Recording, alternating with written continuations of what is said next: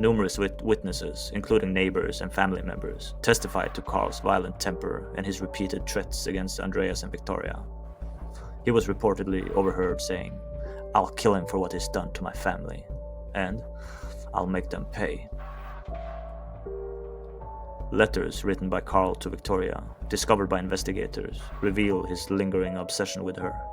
He pleaded for her return, expressed his deep love, but also hinted at a dark desperation, writing things like, "If I can't have you, no one can." Court records from Viktoria's divorce proceedings show that Carl vehemently believed young Joseph to be his son. The thought of his child being raised in an incestuous environment likely enraged him, adding another layer to his motive.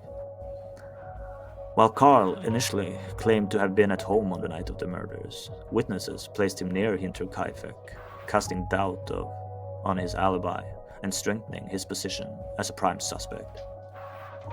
Carl, as a farmer himself, would have been familiar with the use of a mattock, the suspected murder weapon. He also knew the layout of Hinterkaifeck and the surrounding area, making it easier for him to approach and leave the farm undetected. Andreas, a stern and authoritarian figure, was the head of the Gruber household. He was known for his controlling nature and his strict adherence to traditional values.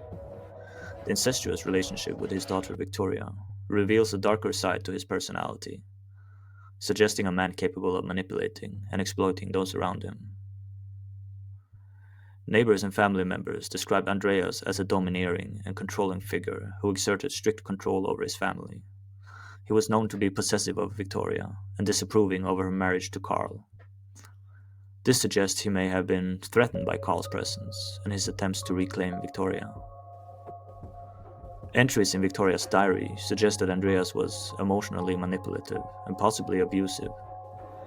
She described feeling suffocated by his presence and fearful of his disapproval. This indicates a potentially toxic relationship that could have contributed to the volatile atmosphere at Hinterkaifeck. The incestuous relationship with Viktoria highlights Andreas' need for control and his willingness to exploit his position of power within the family. This might suggest a man capable of extreme behavior to maintain his dominance and fulfill his desires. Andreas likely saw Carl as a threat to his control over Viktoria and the family.